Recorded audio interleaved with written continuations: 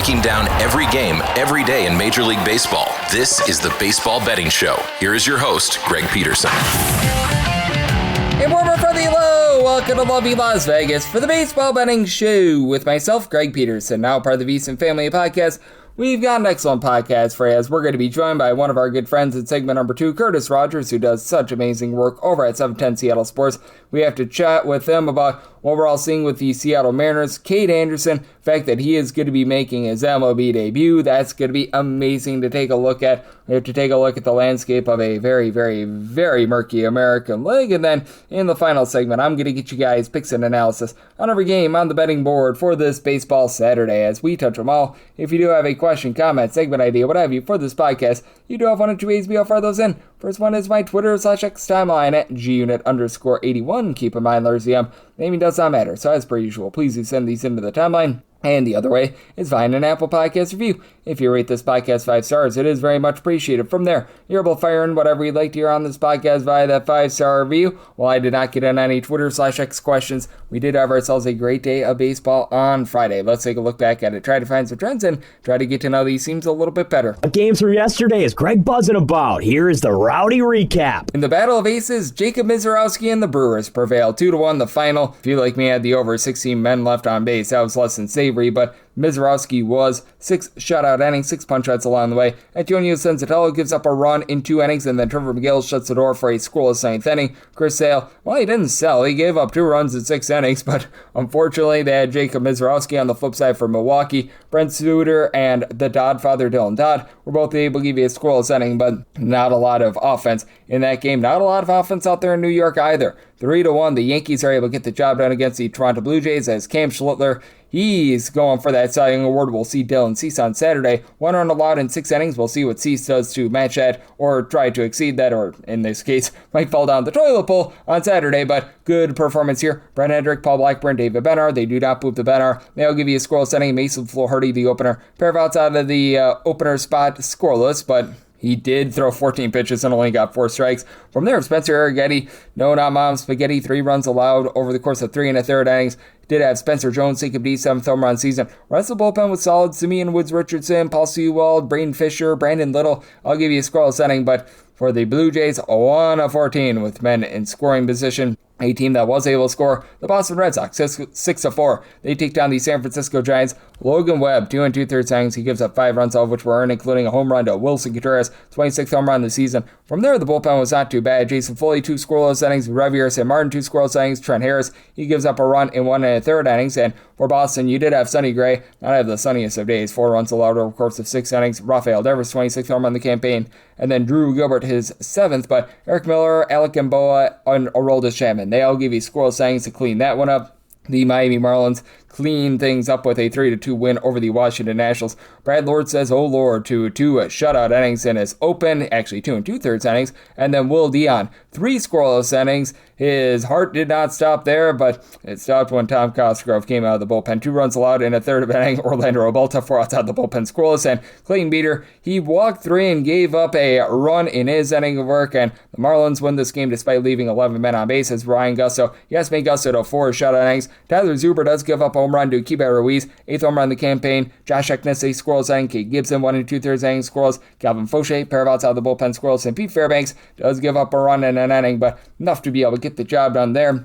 The Phillies do enough to get the job done. 7-6, they take down the Cardinals as Jesus Cesardo continues to have issues at home. 4 runs allowed in 5 2/3 innings. Jordan Walker took him deep, 27th home run of the season. Then Joshua Baez, 4th home run of the season, first since that 3 home run game. From there, Tim Mesa, pair of outs out of the bullpen, scoreless. Orion Kirkring, 4 out scoreless. Brooks Raley does not go off the railies and out scoreless. Yohan Duran was able to give you a scoreless inning, and then you had in the 10th inning an unearned run given up by Alex McFarland. Meanwhile, for the St. Louis Cardinals, it was a relatively short start here for Hunter Dobbins, 3 runs allowed over the course of 4 innings. Caleb Ferguson, 2 runs allowed in 1 1/3 innings. Gordon Gaseffo, pair of outs out of the bullpen, scoreless. Justin Brill, 2 scoreless innings. And Luis Castillo comes in the 10th inning, does not get a single out. Alec Boehm, he was able to have a RBI triple. That ended the game. This team was able to end things very nice, clean, and easily. The Houston Astros, 4-0. They take down the Athletics. Hayden Wesneski was great in this start. 5 shutout innings, only allowed 1 hit. From there, Bennett Sosa, Brian Abreu, Stephen Okert, Anya de los Santos, all give you a squirrel setting. JT Ginn,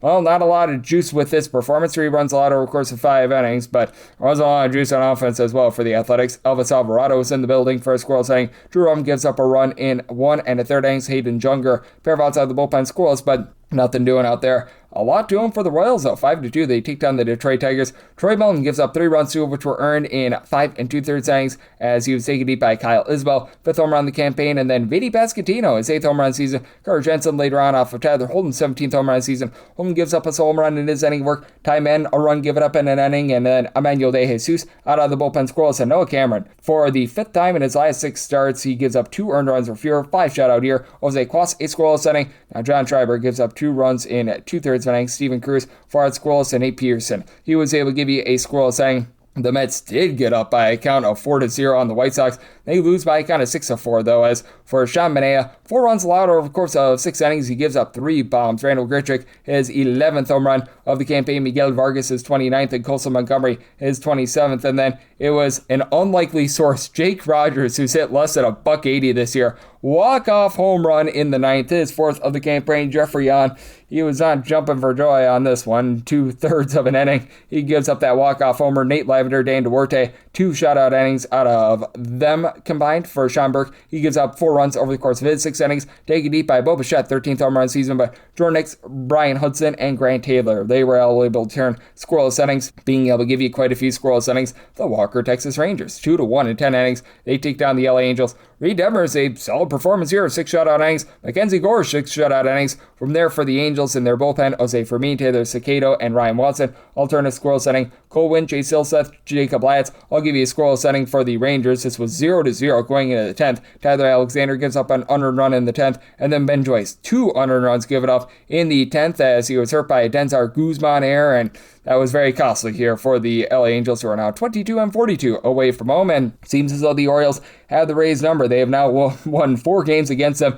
in the last 10 days, 5-3. Orioles get the job done. Trevor Rogers was in the neighborhood, giving up 3 runs over the course of 7 innings. He was taken deep by the Piper. Home run number 1 of the season for Kenneth Piper. Congratulations to him, but that was the highlight for them as Freddie Peralta continues to be awful. 5 runs allowed over the course of 7 innings as Pete Alonso gets his 30th home run season. Dylan Beavers, his 6th. Garrett Clevenger from there, a scoreless inning, but Uncle Rico Garcia and Andrew Kittredge, scoreless 8th and 9th innings for the Orioles to be able to get that one to the window. Being able to get this one to the window, the Cleveland Guardians 9-1 total domination over the Rockies as Joey Cantillo gives up 1 run in 4 2/3 innings. From there, you had Tim Herron give you 4 outside the bullpen scoreless. Colin Lutherman, Craig Yoho, Matt Vessa, they all had a fiesta for a scoreless inning, and Tanner Gordon, 5 runs allowed in 5 1/3 innings, and he gives up a home run in this one to one Mr. Petey Halpin. 3rd home run of the campaign, Patrick Bailey off of Zach Agnos. 7th home run of the campaign, Agnos, 4 runs allowed in 2 1/3 innings. You did have Brett Sullivan, the backup catcher, give you a pair of out scoreless, and Mark Manfredi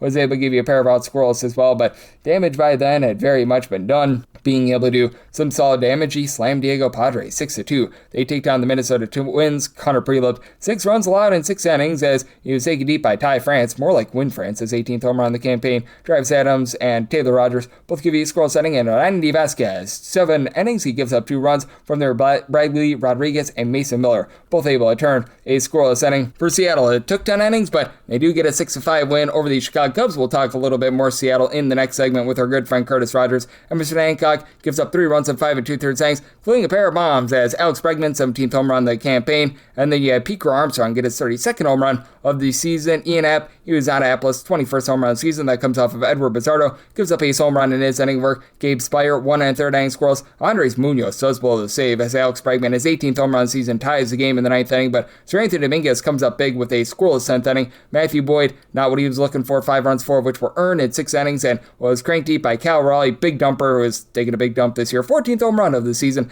Daniel Palencia, fresh off the injury list. Colin Ray, Jacob Webb, all ended scoreless inning, and then Ryan Zefrian gives up the unearned run the 10th inning. Leo Rivas, RBI single, ends this one for the LA Dodgers. They relinquish their lead against the Pirates, but they pull it out late, 5-4. They're able to win in 10 innings. Yoshinobu Yamamoto, 9 punch-outs, 2 runs allowed in 6 1/3 innings. Brock and Roll Stewart, a pair of outs out of the bullpen scoreless, and Bubba Chandler, 4 runs allowed in 4 innings. He was taken deep by Max Muncy, 26th home run of the campaign. Yohan Ramirez, Kirby Yates, Lake Bacher, along with Luke Weaver, throwing their Mason Montgomery as well. All had scoreless innings, and then Gregory Soto gives up the unearned run in the 10th. 10th inning as walking it off Tommy Edman with his RBI single. Meanwhile, for the Dodgers, you had Kyle Hurd, who really extended this game to extras, give up 2 runs in a third of an inning. Oneil Cruz, second home run since coming off the injury list a few days ago, 16th home run season. Edgar Enriquez, though, 5 outs out of the bullpen, scoreless at Evan Phillips, scoreless 10th inning. That was able to get this one to the window. Being able to get this one to the window, the Arizona Diamondbacks, how about 9-0 all over the Cincinnati Reds in this one.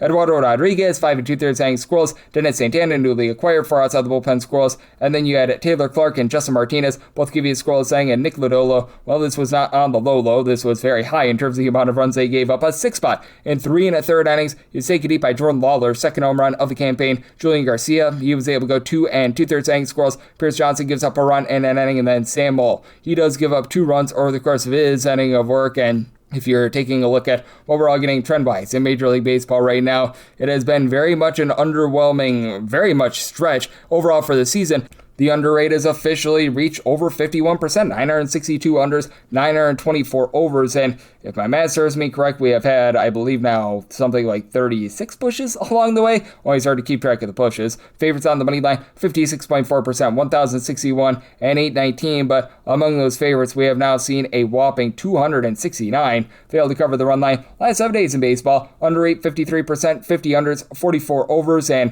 I believe 0 pushes along the way. Favorites on the money line, absolutely cleaning house, 62 and 31 on the money line, but 20 of those favorites failed to cover the run line. And if you look at over the last 30 days in Major League Baseball, 73 favorites that won outright, as you have the favorites at 226 and 166 on the money line. 73 failed to cover the run line, under rate 54.2%, 211 unders, 178 overs, and 10 pushes along the way. So that's what we're seeing in baseball right now, and that's where we're getting trend-wise. Coming next, let's chat it up with our good friend Curtis Rogers over there at 710 Seattle Sports. He does a great job with the pre- and post-game hosting for the Seattle Mariners. He joins me on the flip side here on the Baseball Betting Show with myself, Greg Peterson, now a part of the VSiN Family Podcast.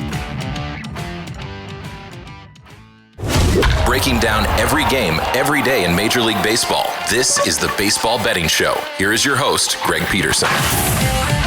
And we're back here in lovely Las Vegas for the Baseball Betting Show with myself, Greg Peterson, now part of the VSiN Family Podcast. Always great to be joined by this man, as we've got Curtis Rogers aboard. He does absolutely amazing work over at 710 Seattle Sports. Taking a look at this great game that we all know and love of baseball as the Seattle Mariners radio side of things, pre- and post-game host. And he does a great job covering everything out there in the Pacific Northwest. He's keeping his eye on the 100 million billion court cases that we're seeing in college basketball, because that will greatly impact the Gonzaga Bulldogs. He's getting ready for some footballs. I know that he does some work with the Seattle Seahawks. Hey, the Seattle Kraken, sooner rather than later, they're going to be back on the ice as well. So, and he's a man that is a 5-tool player over there at 710 Seattle Sports. And you're able to follow him on Instagram and Twitter/X at A Kid From Kent altogether. And Curtis, always a pleasure, my friend. Thank you so much. Greg, always happy to hop on with you, talk some baseball, and especially now that we are in the season's final quarter, it's go time for everybody. You're seeing teams make a lot of moves in terms of calling guys up from the minors.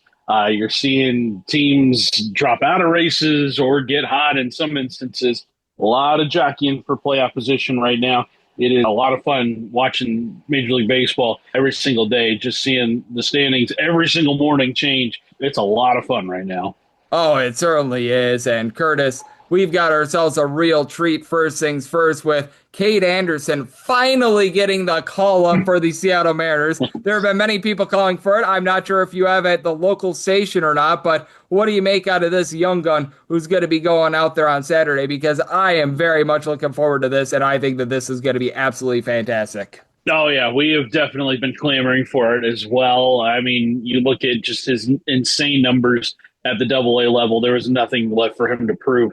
He had basically one bad start in AA, and it was really one bad inning that got away from him. Other than that, he's basically been untouchable at the AA level. We actually spoke to Mariners AA manager Rich Thompson earlier on Friday, and he basically was like, yeah, this guy's exceeded all of our expectations, which is crazy because he was a number 3 overall pick, probably would have gone number 1 overall if the Angels weren't scared off by his signability. He's Scott Boras' client. And then also, he was an ace pitcher for LSU, who won the national championship. It's really hard to exceed expectations when you're entering pro baseball the way that he has, but he absolutely has exceeded that. And I would say in terms of anticipation for a starting pitcher making his major league debut, here in Seattle, I think the only other guy that's comparable to this would have been Felix Hernandez all those years ago when he made his major league debut at just 19 years old. Now, Kade Anderson's a little bit older. He's 22. But, I mean, he's got precision control. He's not going to blow you away with velocity, but he's absolutely going to keep you off balance and just dominate in that way.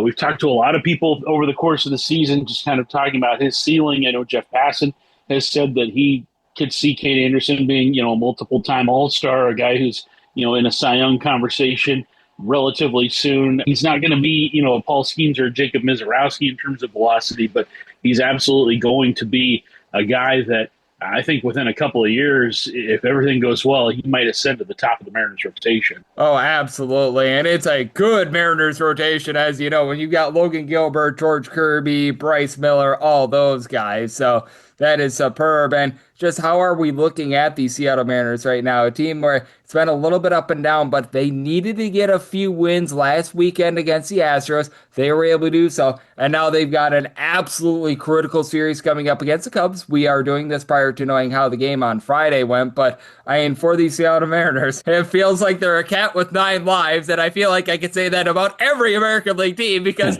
every American League team keeps losing, but everyone around them keeps losing as well. So other than the Royals, sorry the Athletics, sorry the Angels, it feels like every other team is still in this race. Absolutely. And you mentioned getting that series win against the Astros in that really tough road trip that they just finished up against the Yankees, against the Astros, and against the Brewers. If you were going to prioritize one series over another in terms of importance, it was winning that Astros series. And guess what? The Mariners have not lost ground on Houston since the end of that series. Now, they haven't gained ground either, but they have not lost ground. And thankfully, the Angels blew the doors off the Astros the other night, 18-3 in Houston, which was a very stunning result. But the Mariners, having lost that series finale to the Brewers, waiting around for that Astros game to start, couldn't have played any better for them. I don't think you can write off the Mariners or the Rangers in that AL West race for sure, especially with the way Houston is yet to really plant their flag atop that division. And it's crazy to think because you look at the Mariners, they have one of the worst records in baseball, really. I mean, they're, kind of a and they're still alive in the wild card, too. Exactly. They're not that far behind in the third wild card spot either. So it just kind of really goes to show just how bad things are in the American League that a team like the Mariners that has really been going through it here in the season's second half, still very much alive. They have a pulse. Now, the tough series do continue with the series against the Cubs. They've got a series against the Phillies to start next week, and then they go out on the road to face the Blue Jays, who have been a big disappointment this year for sure. And then the Red Sox, who have been hotter than the sun here in the season's second half. So it doesn't get much easier, but once the calendar flips to September, the Mariners, 17 of their final 22 games, Greg, are against the Angels, the A's, and the Rockies. That is cushy. That is exactly what you want to have coming down the stretch. Give yourself a chance. Get to that stretch of games near the end of the season, and maybe, just maybe, they can kind of pull off something, at least in their own division, because I don't trust anyone in the AL West. I would say the teams in the wild card chase, I trust a little bit more than the West, but yeah, this AL West has been more like the AL worst this season. And Curtis, I know that you're not the biggest bettor in the world taking a look at like baseball futures and everything like that, but what you just gave the people is the biggest nugget that you might be wanting to look at right now.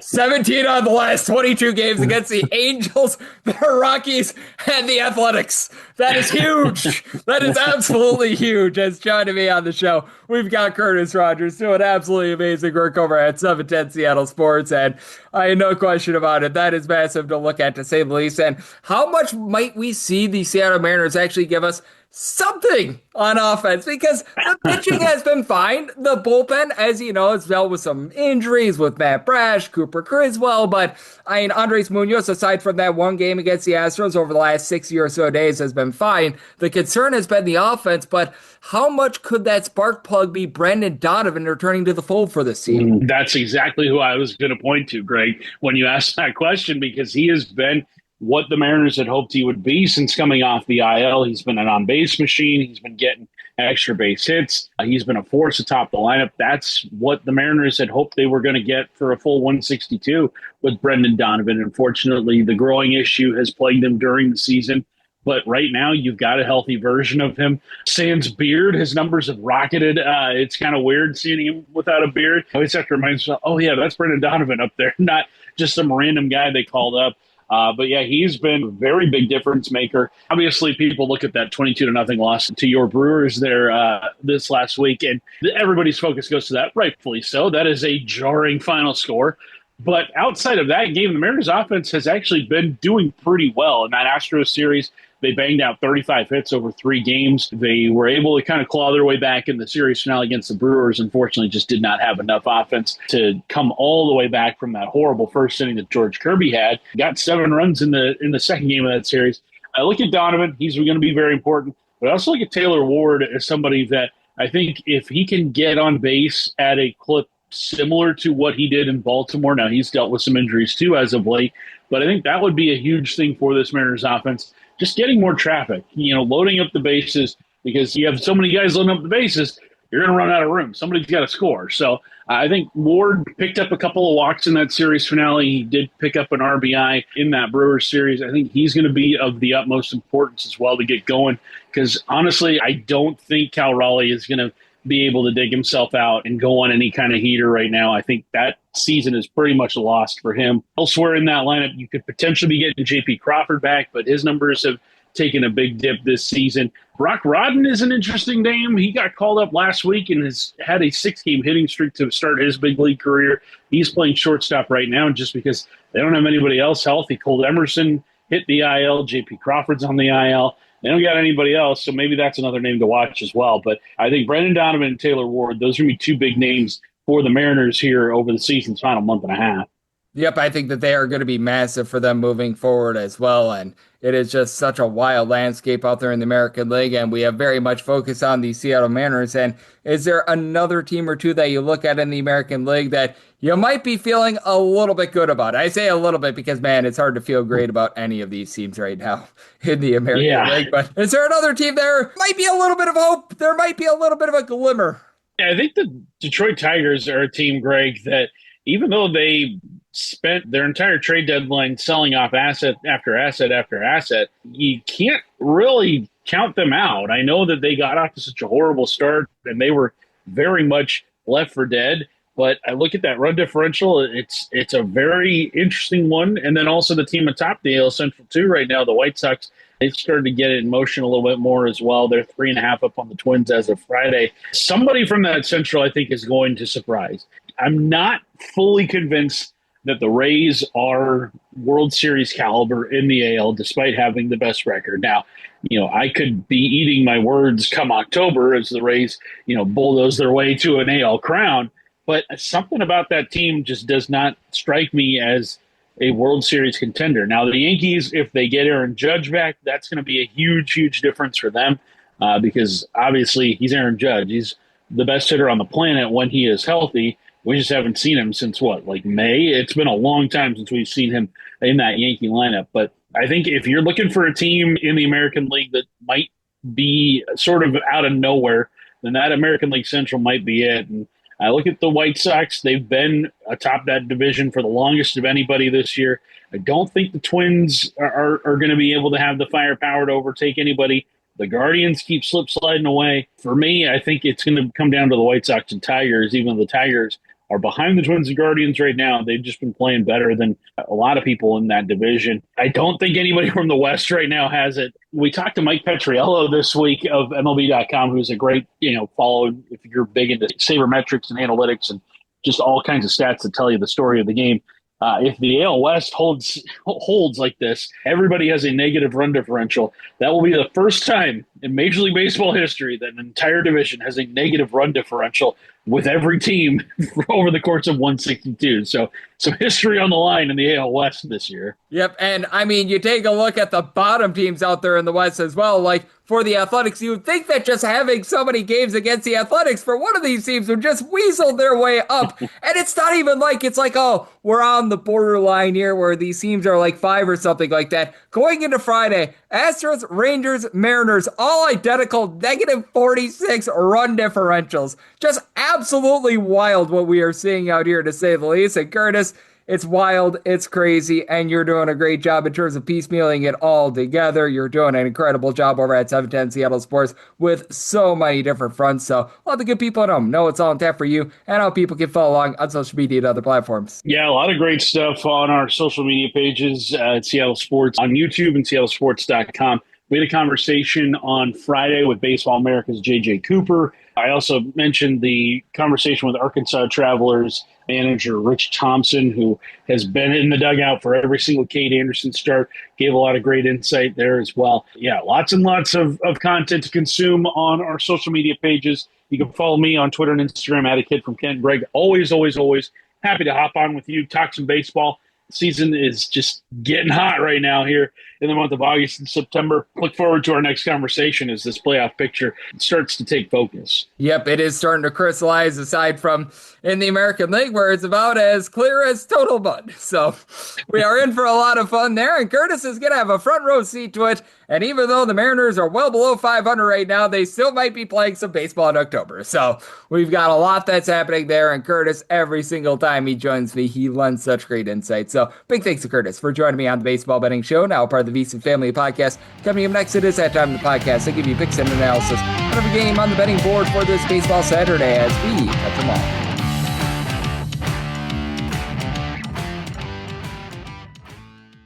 Breaking down every game, every day in Major League Baseball. This is the Baseball Betting Show. Here is your host, Greg Peterson. And we're back here in lovely Las Vegas for the Baseball Betting Show with myself, Greg Peterson, now part of the VSiN Family Podcast.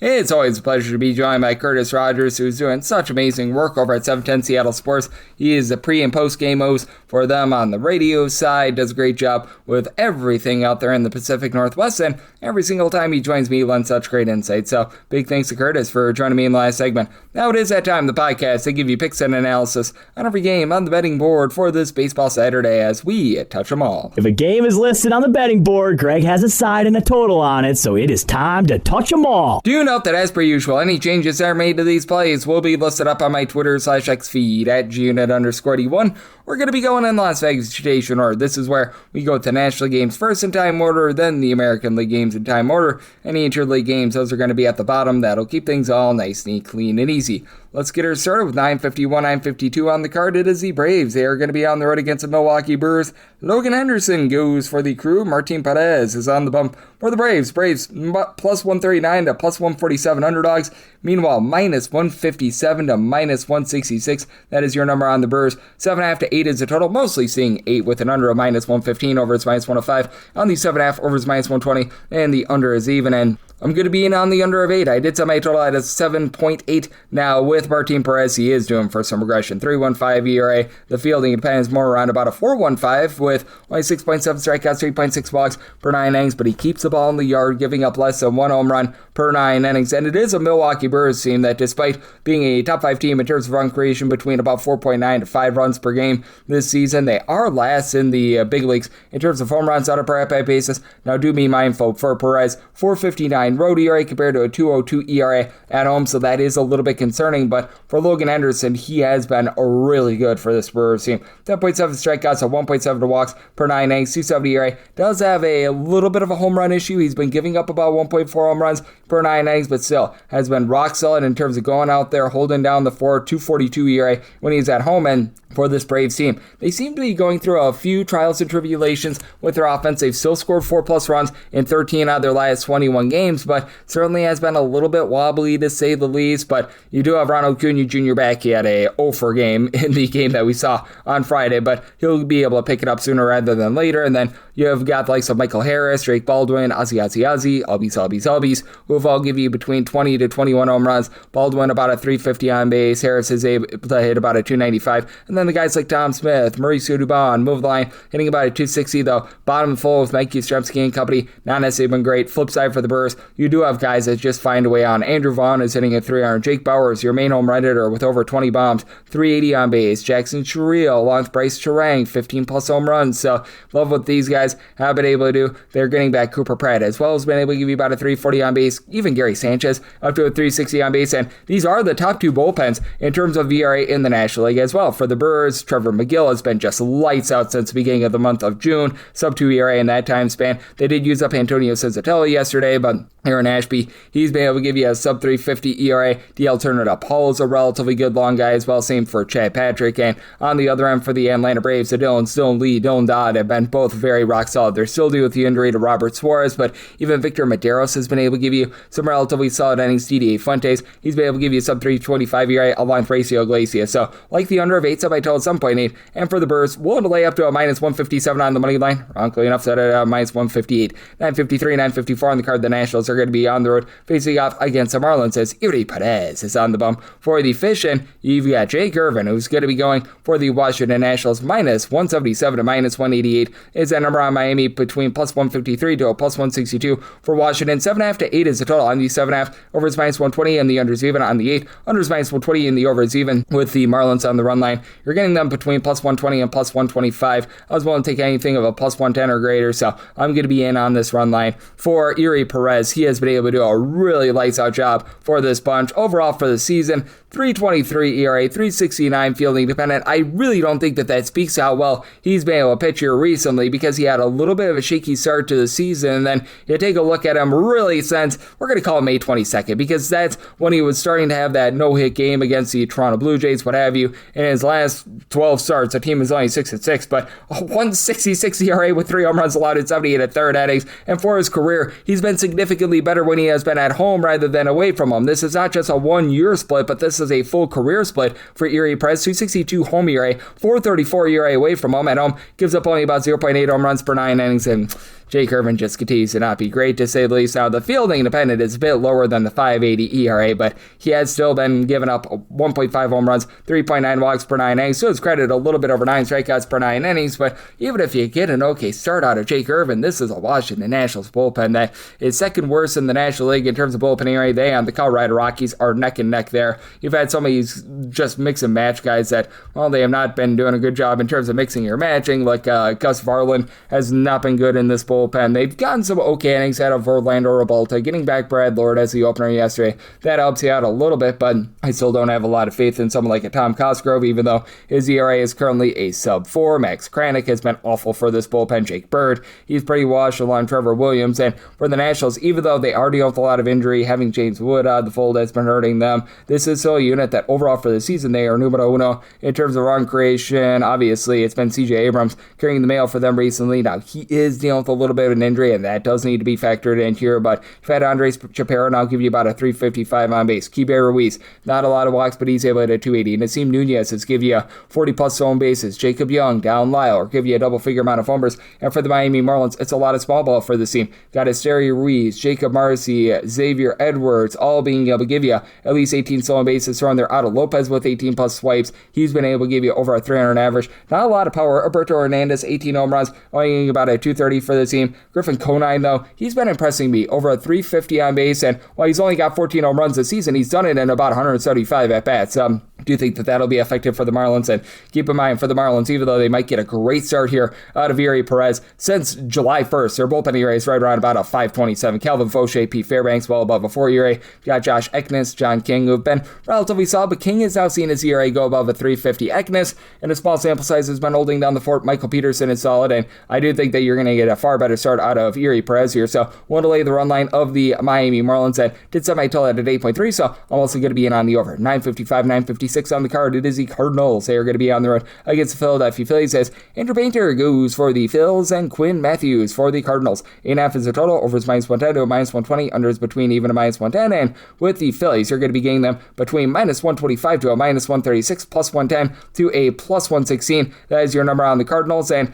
I'm going to be willing to roll with Quinn Matthews here. I did set the Cardinals at a plus 113. Now, for Matthews, it's been a very small sample size for him. He's only made 2 starts, 9 innings, and he has given up 6 walks in those 2 starts, but he's also only allowed 3 runs thus far. Again, you want to be taking a little bit more of a look at the minor league numbers, because I don't think that you want a 9-inning sample size to be an end-all be-all, whether that be for a starting pitcher or a reliever. But you look at what he did at AAA Memphis this year. Certainly did have his walks issues with about 5.5 walks per 9 innings, but good 11 strikeout per 9 inning stuff, 3.27 ERA. And then flip side, Andrew Painter has been a little bit improved recently, giving up 2 earned runs or fewer in 3 out of his last 4 starts, but it's coming off of giving up a 5 spot his last time out, 6.43 ERA, 1.8 home runs, 3.6 walks per 9 innings. Now, Phillies have been significantly better with their offense when they've been at home rather than away from home. They average about 4.9 runs per game when they're at home. Away from home, they're actually second worst in the National League in terms of run creation, with about 4.1 runs per contest, and they really revamped themselves at the trade deadline. No doubt about it, Luis Arraez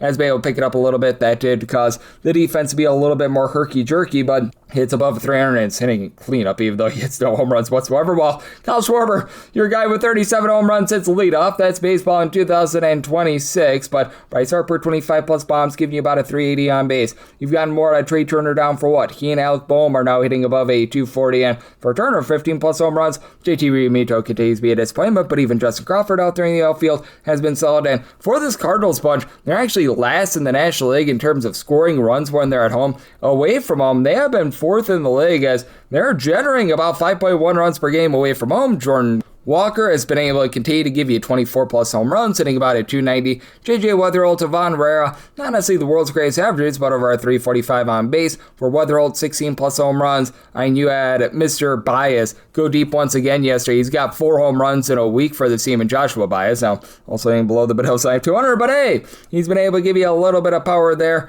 Additionally, you've been able to get some nice production out of Alec Burleson as well, and you've got a pair of bullpens that are a little bit shaky for the Philadelphia Phillies. Since June 1st, they've been in the bottom 10 in terms of bullpen ERA. Yohan Duran has been solid, but Ryan Kirkering in his ERA go above a 350. Jonathan Bolin has been nice, and I did like the pickup of Brooks Raley, but Jose Alvarado just continues to be awful for the team, and Caleb Killian is now on the injury list. And flip side, for the Cardinals, you've had a lot of issues with this bullpen as well. Caleb Ferguson about a 4 ERA, Ryan Stanek well above a 4 ERA, Riley O'Brien, Goran Gaseffo, they've been able to give you sub 350 ERAs, but George Soriano starting to act up for the team as well. So I do think that you're going to get a plentiful amount of runs in this one. Made my money line price at plus 113, so in on the Cardinals here, I like the over. Somebody told it at 9.4, 957, 958 on the card. It is the Reds. Yes, we're on to Cincinnati. They're under the road facing off against the Diamondbacks as Michael Soroka is on the bump for the Diamondbacks, and Rhett Lauder hopes to make some noise here for the Reds, and Reds, no shock there. An underdog here between plus 135 to a plus 143, minus 153 to minus 172. That number on Arizona. Mostly seeing a total of 8. The under is minus 115. The over is minus 105. And I do like the over. I did somebody tell it at 8.7. Now for the Diamondbacks, they are obviously dealing with the Ketel Marte situation. I don't know if he ever plays for them again. There's just no telling what happens there. Nolan Arenado has been dealing with a little bit of injury, but should be able to give it a go here. He was back in the lineup yesterday. He and Corbin Carroll combined 38 home runs this season, both hitting in the neighborhood about a 245, but you still have quite a few guys that move the line, as you're now getting back someone like a Jordan Lawler sitting at 250. Jose Fernandez, not a power hitter, but guy that hits about a 260. Additionally, you've been able to get good production out of Guillermo Vargas all season long. Ryan Waldschmidt hitting about a 280 towards the bottom of the fold. Need more of some of these guys like Tim Tewa, Ore Pelosa and company, but that's been solid for them. And for the Cincinnati Reds, even though this is a unit that is in the bottom 10 of the big leagues in terms of run creation, 3 different guys, JJ Bleday, Ellie De La Cruz, Cousin Sal Stewart, who have all been able to give you at least 20 home runs this season, and then you've got Eugenio Suarez up to 18 home runs. Now for Suarez, he's not getting on base, and that's really the issue for this Reds team, as Suarez hits about a 200, but Michael Toglia is hitting less than a 150, Gabriel Hayes is hitting just above a 150, Bleday, 219 average up, on base percentage, more around about a 325 to a 350, Matt McClain is hitting a 200, TJ Friedel, you go down the list, that's been rough, but what also has been rough is the Reds being 25th in the big leagues in terms of bullpen ERA. Brock and Rolberg, TJ Antone are giving you a sub 350 ERA. They're getting Tony Santillan off the injury list, but he's got an ERA above a 5. Sam Mole's not been great this year. Pierce Johnson, Emilio Pagan, lots of issues there. And for the Arizona Diamondbacks, Paul Sewald has really been the, shall we say, albatross of this bullpen this season. They're now without Ryan Thompson, who's been having some issues, but hey, you have to like what you're getting out of these guys like Taylor Clark, Braden Garcia, Jonathan Loaiza, Loaizaga, throwing there Juan Murillo. These are all guys who have been able to give you a sub 325 ERA. Even Kevin Ginkel's not bad, a little bit above a 350 ERA. And for Michael Soroka, he's been very rock solid this year, getting about 8.5 strikeouts per 9 innings, so about 2.1 to 2.2 walks per 9 innings, 293 ERA. But do be mindful that this is just his third start since coming off the injury list, so do have to have a little bit of trepidation there. He's given up 4 walks over the course of 10 innings since coming out the IL, so I think that'll help out scoring a little bit. And for Rhett Lauder, not a guy that's going to be going out there and getting a lot of strikeouts. He's got an ERA that's in that neighborhood about a 5.17, and he's given up 1.2 home runs, 3.7 walks per 9 innings, only getting 7.3 punch-outs per 9. So in on the over, so I tell it at 8.7 for the Diamondbacks. Going to play it safe, going to take the money line, set this at a minus 162. 959, 960 on the card. The Pirates walk the plank to Los Angeles to face off against the Dodgers. Drake Skubal goes for the Dodgers, and Jared Jones for the Buccos. And the Pirates, shock, surprise, surprise, they're a massive underdog here, anywhere between plus 210 to as high as plus 225, minus 250 to minus 260. That number on Los Angeles, 7.5 is the total. The over is minus 115, the under is minus 105, and run line price here of the Dodgers is a minus 110. Willing to go up to a minus 114, so I don't want to be going much further, but I'm going to be in on them. I do think that Jared Jones has quite a bit of upside, and he's got some nice swing and miss stuff, but he's really been going through it a little bit recently. Was able to have a nice little bit of a bounce back start against the Boston Red Sox, but he's now given up 3+ runs in 3 out of his last 4 starts. Overall for the season, 10.1 strikeouts per 9 innings, but 1.5 home runs, 3 walks per 9 innings, so that's very off-putting. While he does have a 4.78 ERA, does have a 4.15 fielding dependence, so might be doing for a little bit of positivity there, but for him, I do think that he's also hurt by a bullpen that has not been great.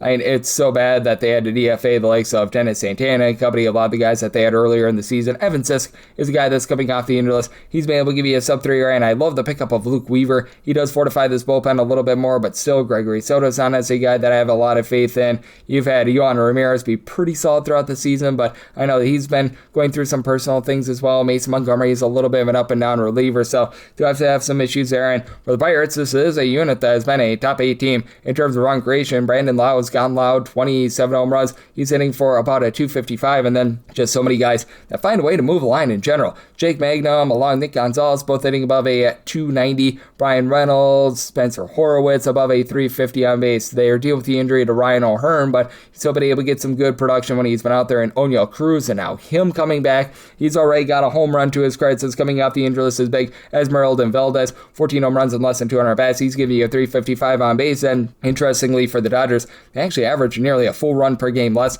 when they're at home rather than away from home, but you still have Shohei Ohtani, who's been incredible, giving you 30 plus home runs, about a 385-ish on base, and then the likes of a Freddie Freeman, Mookie Betts, 15 to 16 home runs apiece. Betts has been better since the beginning of the month of June, really rough start to the season, and still needs to give you a little bit more, but so have Andy Paz give you 21 bombs, hitting about a 270 max. Muncy, 25 home runs. He does a good job in terms of moving the line. Tommy Edman finding a way on base, and with this Dodgers bullpen, they're about league average in terms of ERA themselves. You're dealing with a lot of injuries with Blake Trinan, Will Klein, Edwin Diaz, all being on the injury list. Without Edwin Diaz, I actually think that might be a positive. Rock and Roll Stewart, though, they're getting him off the injury list. He and Tanner Scott have been able to give you a sub 250 ERA. I like Alex Vesia, Jack Dreyer, and for our good friend Tariq Skubal, hasn't necessarily been as sharp as since getting on over there to Los Angeles. Still overall for the season, a strikeout to walk ratio that's well above a 7. He's still overall for the season been able to give you a rock solid 285 ERA with just hair over a 1 home run per 9 innings, but does have a 318 ERA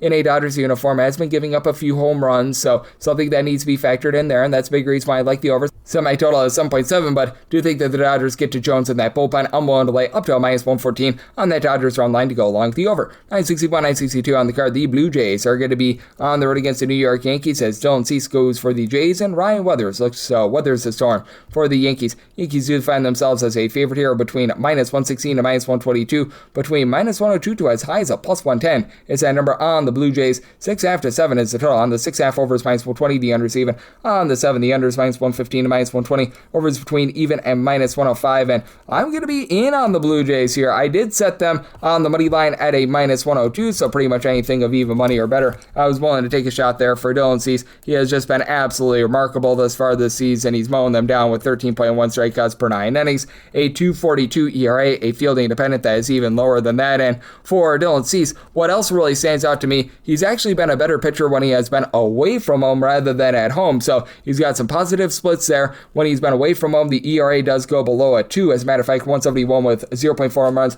per 9 innings allowed. And for Ryan Weathers, his ERA overall 356 with about 1.2 home runs per 9 innings allowed. ERA sub 315 away from home, 393 at home, and 1 home run allowed per 9 innings when he's away from home, closer to 1.4 home runs per 9 innings when he's in Yankee Stadium. For the Blue Jays, it's still a bottom 6 team in terms of run creation. They have only one guy on the roster, and Kazuma Okamoto, who entered in this series with more than 12 home runs this season, so they need to work on that. But don't call his name Alejandro Kirk, has been able to give you some nice production as he's been able to hit about a 280, but then you've also had Charles McAdoo be able to do a nice job moving the line for this team. The man that they picked up, I believe, from the Cubs, Brett Bateman, he's been able to do a solid job being able to put bat to ball. You're just not getting a lot of power out of these guys, but they are doing a relatively solid job playing small ball, and they're one of the best teams in terms of not striking out in all baseball. And for the New York Yankees, last 46 games, they're averaging about 3.45 runs per game. Now, they've been able to get a little bit of a boost from bringing in Luis Garcia, 20-plus home runs. He's been able to about a 270, and George Lombard, young guy over there at the shortstop spot, he and Ben Rice are about a 340 to a 345 on base apiece, and Bryce has been able to give you 30-plus home runs, but he's cooled down a little bit. Trent Grisham has had his issues. Spencer Jones does go deep yesterday, but he's been up and down. Paul Goldschmidt has been miserable here in the second half of the season. The catcher spot is rough, but for the Yankees, you know that the bullpen is going to be there. They have been a top 2 team in terms of bullpen ERA, as you've got so many of these guys like Brent Hedrick, Paul Blackburn, Fernando Cruz, David Benar, Yuri De Los Santos, who have all been able to give you a sub 325 ERA. And for the Blue Jays, it's a little bit more top heavy with the bullpen, but you've had Louis Varland alongside the Rogers give you a sub 225 ERA. Mason Flaharty, the opener from yesterday, he's been in the most appearances in all of baseball. Brandon Little has become very, very little for this team, but hey, Spencer Miles, he's posting up about a 3 ERA. And I do think that Dylan Cease gives you the better start here. Even money or better in on the Blue Jays money line, and the Blue Jays offense looked much better in that series against the Rays. I think that they get to Weathers here a little bit, even though for Ryan Weathers has been significantly better as of late, as he's given up 300 runs or fewer in 5 out of his last 6 starts. But I'm still going to be willing to take the over. Somebody told somebody one. I do like the Blue Jays here on the money line. 963, 964 on the card. The Rays are going to be on the road against the Orioles, as Brandon Young goes for the Orioles. Sugar Shane McClanahan goes for the Orioles. Orioles are minus 124 to minus 131, between plus 106 to plus 115 is that number on the O's. 7.5 to 8 is the total on the 7.5 overs minus 120. The unders even on the 8 over and under, both at minus 110. I do like the over. I did somebody tell that at 8.4 for Brandon Young. I do think that he's doing for some regression. The ERA has been very rock solid from all season long, as right now he is applying one that is in that neighborhood of about a 352 with a 422 fielding dependent, but 7.3 strikeouts, 3.2 walks per 9 innings. That is a little bit off-putting, and Shane McClanahan overall for the season, 325 ERA. Strikeout stuff has been down to about 8.3 strikeouts per 9 innings, but still only about 0.7 home runs allowed per 9 innings. But in his last 2 starts, he has won 3 1/3 innings or fewer in both of them. He came off the injured list, gave up 3 runs in 3 1/3 innings to this very Orioles team about a week or so ago. And for the Orioles, they've been a better offense when they've been at home rather than away from home. Would like to see more of these guys move the line a little bit more, as you do have the guys like Kobe Mayo, Colton Cowser, Tyler O'Neill, so many guys hitting a 225 or lower. Heck, you can throw in their Gunnar Anderson, though he does have 18-plus home runs this season, and to the credit of Mayo, 16-plus bombs as well. But Jackson Holliday's been able to give you a 330 on base. Pete Alonso's over 25 bombs with about a 360 on base. And then for the Rays, you've got your main trio in Yandy Diaz, Junior Caminero, and Jonathan Aranda. For Diaz, he's up to 19 bombs, 375 on base. For Aranda, about a 365 on base along Caminero. Caminero, obviously over 30 home runs, but you pick up Liam Hicks at the trade deadline, give you over a 360 on base, 15-plus home runs. Then you've got these mix and match guys like Chandler Simpson, over 30 stolen bases, hitting above a 300. You've been able to have Johnny DeLuca be able to move line. And both of these teams have been top 10 teams in terms of bullpen areas since June 1st. For the Rays, it's a lot of former Orioles out there in the bullpen. They did have Cole Sulser, but I believe that he got hurt. But you got Brian Baker, who's been able to give you a sub 275 ERA. Kevin Kelly, Cam Boozer have been rock solid. Tyler Wells is out there as well, but he has regressed. He and Garrett Clevenger both rocking now above a 350 ERA, so they've been looking to a few mix and match guys, especially now with Griffin Jacks currently on the injured list. Steven Matz has been in just a wide variety of different roles, and for the Baltimore Orioles, you've been able to see Andrew Kittredge really be able to rise up. His ERA is like a 4 for the season, but considering where it was, he has been significantly better for this team. Hard to have faith in someone like an Anthony Nunez, but Josh Walker, sub 350 ERA, Yunier Cano, Uncle Rico Garcia been able to give you a sub 350 ERA as well. So, interesting circumstance. I do think that you're going to be able to get some scoring in this game, so I might tell that at 8.4, like the over, and for the Orioles, plus 110 or better in on that money line. 965, 966 on the card. It is the Rangers, and they're going to be playing us to the Angels. We do know that for for the Angels, it is going to be Ryan Johnson getting another start. Not quite sure why. And then for the Rangers, probably should be Cody Bradford. Game is off the board because we don't know if it's going to be Bradford or not. But for the Rangers, I set them on the money line at a minus 197. Pretty much even money or better. I'd be looking at the run line, and they made a total of an 8.7. So 8.5 or less in on the over, 9 or higher to the under. I'd pretty much need plus $2 or higher to be taking a shot here on the Angels. And Ryan Johnson has actually been a little bit improved. I need to give some credit where it is due. But even with him being a little bit improved, he's still been one of the worst pitchers in all of baseball thus far this season, as he's got a nice grody 6.41 ERA with a fielding dependent of a 6.57, 2.4 home runs, 4.3 walks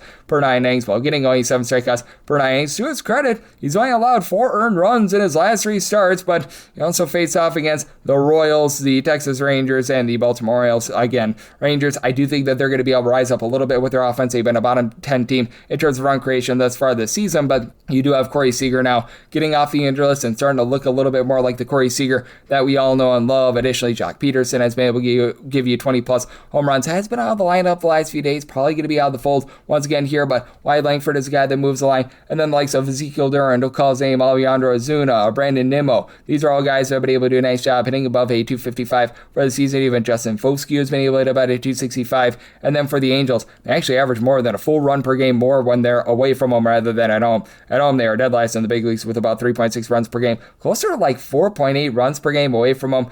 Prior to that outburst that they had against the Astros, they were averaging like 3 runs per game post All-Star break. So now they're getting back to 4, thanks to putting up an 18 spot there on Thursday. But you still have a lot of struggling bats for this team. Josh Lowe, Travis d'Arnaud, Oswaldo Peraza, Moises Ballesteros, all hitting at 230 or lower with really no power whatsoever. Jose Siri has been solid, hitting about a 255 along with Vaughn Grisham. And then you've obviously got Zach Neto, Mike Trout, 20 plus home runs apiece. And for Trout, 382 on base, but only about a 239 average. Neto is not necessarily moved the line. And for the Angels, you do have to have some concerns with this bullpen, as now you've got Sam Bachman along Sammy Natera on the injury list. Those are 2 guys that supplied a sub 350 ERA. Getting back Ben Joyce is helpful. Taylor Cicado has been able to give you some okay innings along with Blake Wyman. Jose Fermin has been solid as well. And then for this Rangers bullpen, they have been one that has been up and down, to say the least. You've got the Jacobs, Jacob Junis, Jacob Last, Tyler Alexander, who have all been able to supply an ERA that is below a 350, but out of the 30 teams of the big league since July 1st, they are currently 29th in terms of ERA since July 1st at a 541, so that's been an issue because he's mix and match guys like Robbie Elstrom, Cole Winn and company, posting up well above a 4 ERA. And for Cody Bradford, he missed all of last season due to injury. He's come off the injury list, and he's been effective. He's not getting a lot of swings and misses, 7 punch outs in 15 and third innings, but has only given up 1 home run. Now again, he is faced off against the Athletics, the Angels, and the Giants. So not great offenses there to say the least, but I think they hold down the fort. 8.5 or less, looking at the over 9 or higher to the under end for the Rangers. Pretty much even money or better in on that run line, set it at a minus 104, and would need at least plus 198 to take a shot here on the Angels. 967, 968 on the card. The Astros are going to be playing against the Athletics as Jacob Lopez goes for the Athletics. Hunter Brown for the Astros. The Astros are some of the biggest favorites that you're going to be finding on the betting board today. Right now, they are between minus 245 to a minus 255, seeing a straight minus 219 out there between plus 199 to a plus 210. That number on the Athletics 8 is a total of the over and the under, both at minus 110. And if you do want to lay a run half here with the Astros, that's between minus 105 to a minus 110, and I most definitely do. I'm willing to go up to minus 118 here.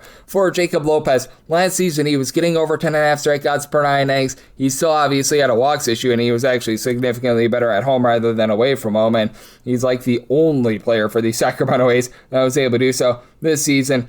Down to about 8.3 strikeouts per 9 innings, giving up 4.7 walks, 1.5 home runs per 9 innings, 5.22 ERA, a 5.13 fielding dependent. So it's been all sorts of rough there. And then with regards to home and road splits, he's actually been a little bit better away from home with a 4.95 ERA, but still, even away from home, he's giving up about 1.45 home runs per 9 innings. Meanwhile, with Hunter Brown, he's had his walks issues as well. He's right now giving up about 5.2 walks per 9 innings, 3.67 ERA, 4.62 fielding dependent, but he's going to benefit from facing off against an Athletics team that's without Tyler Soderstrom, Nick Kurtz, and Shea Langoliers. That's your top 3 home run hitters. And for the Athletics, they still do have a few guys that move the line, get on base. Like, you've been able to have Henry Bolte in the neighborhood about a 270. Jeff McNeil, Zach Aloff, Carlos Cortez, even White, the young first baseman, hanging between about a 255 to a 270, but there's just not a lot of pop outside of Aloff, who entered in the series with 14 home runs. Meanwhile, for the Houston Astros, Yordan Alvarez, 35 plus bombs, a 430 on base, has been incredible. They've been dealing with the injury to Jeremy Pena. That does impact the offense, and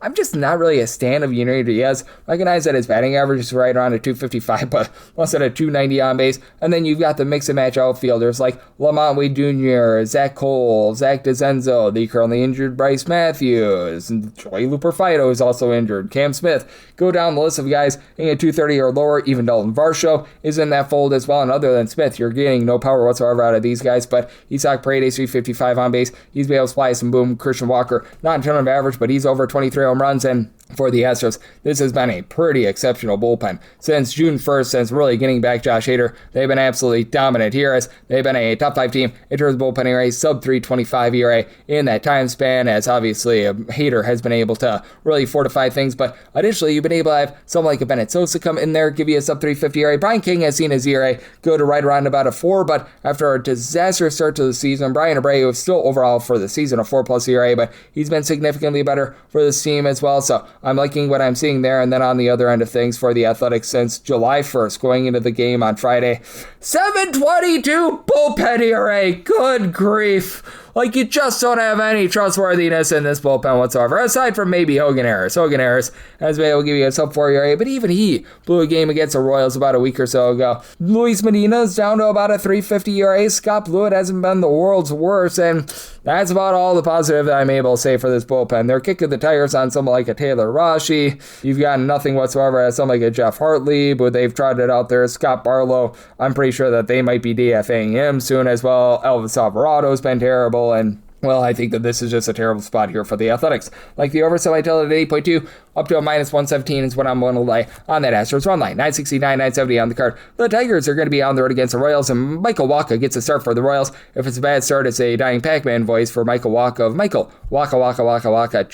And then Drew Anderson gets the start here for the Detroit Tigers. Tigers are finding themselves as a very slim underdog here, anywhere between minus 105 to even money. Meanwhile, minus 105 to minus 118, that number on Kansas City. 8.5 is the total. Over is anywhere between minus 110 to a minus 115. Minus 105 to minus 110 is the under. And I've been on the Tigers, set them at a minus 103, and for Michael Wacha, he's been very solid here for the Royals, even though he's not going to give you a lot of strikeouts, only about 6.9 strikeouts per 9 innings, but he's been able to do a really good job holding things down with only about 2.4 walks per 9 innings, and has been at his best at home, a 3.21 home ERA compared to a 3.89 ERA on the road now. Does give up closer to about 1.4 home runs per 9 innings when he is in Kauffman Stadium with them moving the fences in. And then Drew Anderson was beginning the season as a little bit of a bullpen piece for the team, and he has become a starter, and in his last 3 starts, he has given up a combined 4 runs, maybe not the world's greatest amount of length, but still 12 and 2/3 innings. The Tigers are going with bullpen madness like they did 2 seasons ago, and it's working overall for the season for Anderson. 10.3 strikeouts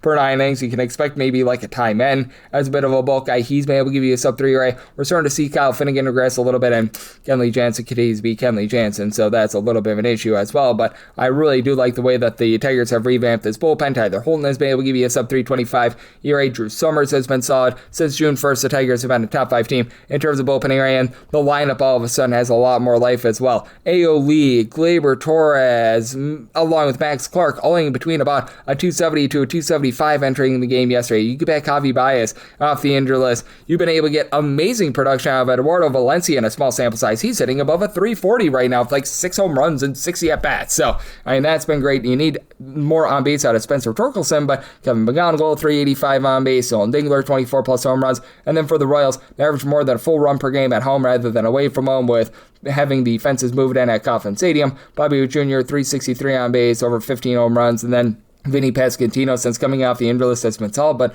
really not a lot of home run power there. Salvador Perez, 15 plus home runs, but a 264 on base. You've had Carter Jensen be able to launch 16 plus home runs, and Jack Aglione, he's up to 20 plus home runs, but for the Royals, you have to have all sorts of issues with this bullpen. Second worst in the big leagues in terms of bullpen ERA, as you've got so many of these schlubs. Matt Strom was pretty much on the injured list right now. I don't know if we see him all season long for the rest of the season. Steven Cruz, Craig Kimbrell, these are all guys who've been giving an ERA above a 350. Lee. It's been a rough season for Lucas Ursic. Alex Lang has not been any good whatsoever. And I do think that for the Tigers, they find a way to get to Blanca and get the job done. I did set my total at 8.7, so wanted to take the even money line price here of the Detroit Tigers. And right now we're seeing that total between an 8.5 to a 9. Personally, I would rather take the 8.5 to the over. 971, 972 on the card. The Metropolitans are on the road against the White Sox. Luis Castillo goes for the White Sox. Christian Scott, Great Scott, goes for the Mets. Total on this game is 8.5. Under is -120. The over is even. For the White Sox, -111 to -119 is that number on them. And even money to +101 for the Mets. I'm going to be willing to take a shot here on the White Sox. I did set them at a -123 for Luis Castillo. If you look at the overall season numbers, not necessarily been great. Began his season with the Seattle Mariners, and he is supplying only about 8.5 strikeouts per 9 innings, a 4.99 ERA with a fielding dependent, more on about a 4.53 because he has been giving up about 1.5 home runs per 9 innings. But I do think that Chicago might be able to straighten him out a little bit. That first start that he had against the Boston Red Sox got little blaze there, but last 2 starts, he's been looking a little bit better. Do recognize that against the Chicago White Sox. Had a little bit of a shortfall there, but his first home start, 10 punch-outs, 1 hit allowed, and 7 shutout innings against the Reds, so this could be a ballpark that very much plays to him. And then for Christian Scott, he has been a strikeout artist. 11.2 strikeouts per 9 innings, but he does give up the 3.7 walks per 9 innings. The Mets have actually played some inspired baseball without Juan Soto, scoring more than a half a run per game more without him in the fold than they did prior to his injury, so that's been nice to see as Carson Bench has been able to give you 14-plus home runs. He's hitting the neighborhood about a 275. Bo Bichette has been able to give you a double-figure amount of homers. He's hitting at 265. Jacob Young is hitting about at 265.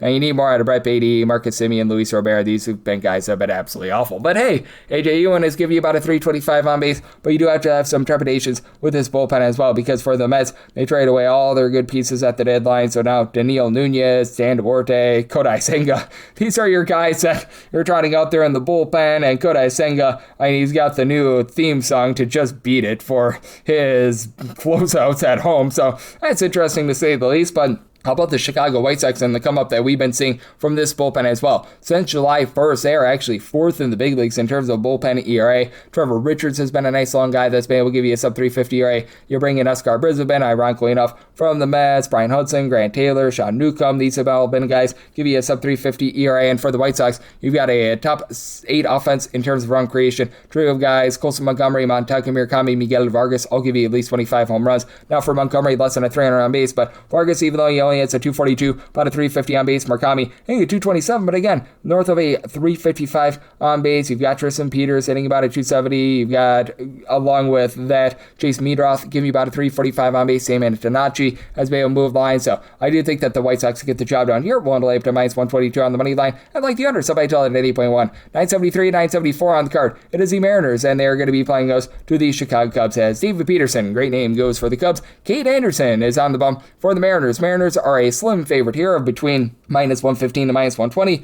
Even money to +105. That number on the Cubs. 7.5 to 8 is the total on the 8. Under is -115. The over is -105 on the 7.5. Over is -120. The under is even money. Semi-money line price at a -139. I'm going to be willing to lay it. Kade Anderson was so good with the LSU Tigers a few years ago at the college ranks, and now he's come up. And in AA Arkansas, they typically don't like to bring their pitchers to AAA Tacoma because, I mean, that's a juice ball league out there in the PCL where it just kills your confidence. But I mean, in the minor league level, 10-1 record, 106 ERA, 13 strikeouts per 9 innings. Like, good grief. This guy is the real deal right here. And then for David Peterson, he's been better than the 5.29 ERA would indicate.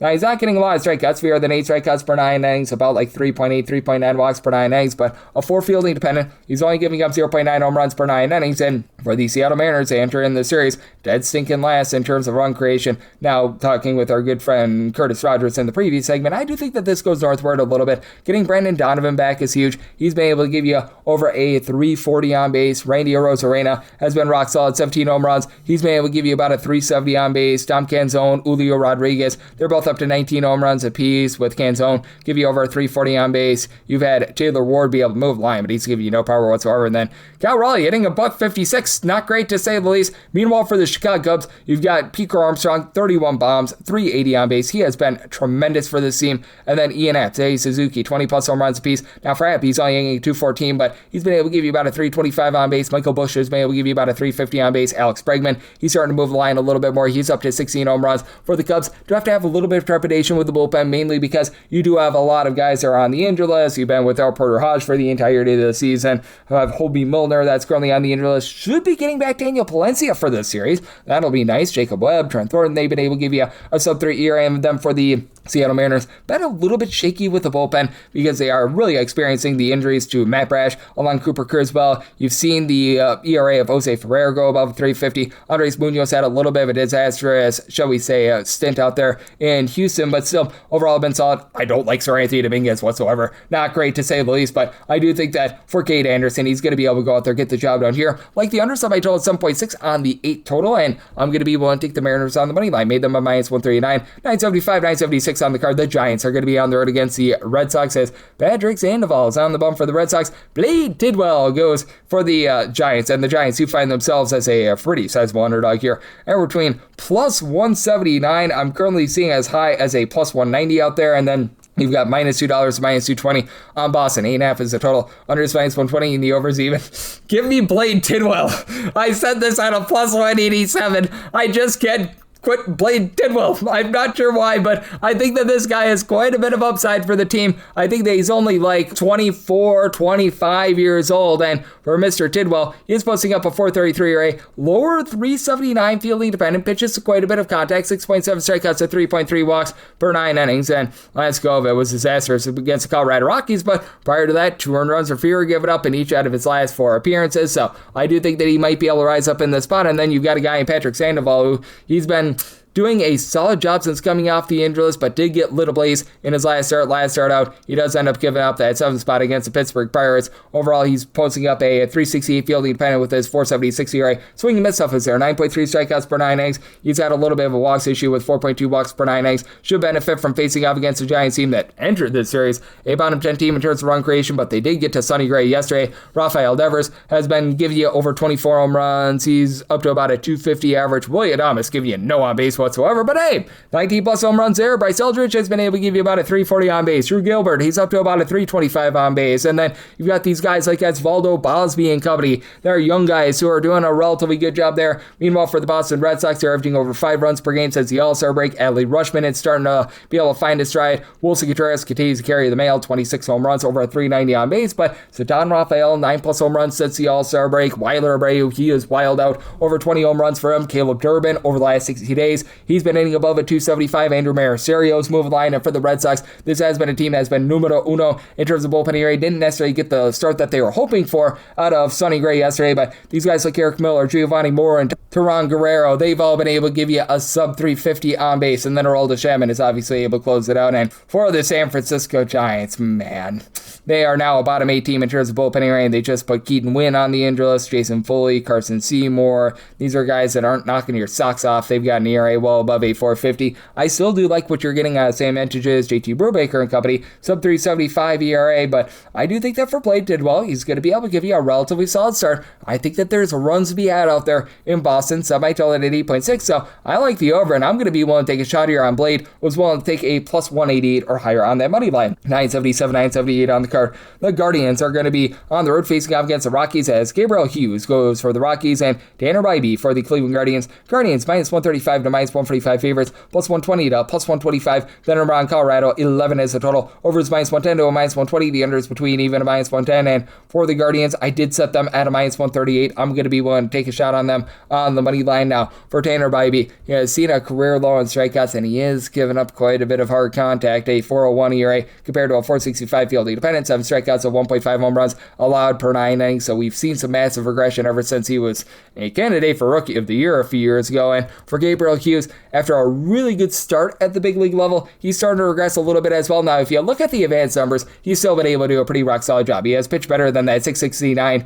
ERA would indicate. 357 fielding dependent, 7.9 strikeouts per 9 innings. Not gonna just wow you, but only about 0.7 home runs per 9 innings. But again, you're pitching at Coors Field, and you're pitching with the Colorado Rockies bullpen that is right there at the bottom of the National League in terms of ERA. So many of these guys like Jay Nill, Jimmy Erga, Nick Frazo, along with Juan Mejia, who've been supplying an ERA well above a 425. Jordan Romano in a Colorado Rockies uniform has not been bad, but he also has been very untrustworthy over the last few years, to say the least. And Hunter Goodman, he is a good man with 34 home runs, but now him being on the injury list, that does sort of destroy this lineup. You still have a trio of guys, Jake McCarthy, Willie Castro, TJ Romfield, all between 13 to 14 home runs. Romfield and McCarthy both hitting above a 290. Kyle Karros has been able to move the line when he's been out there as well.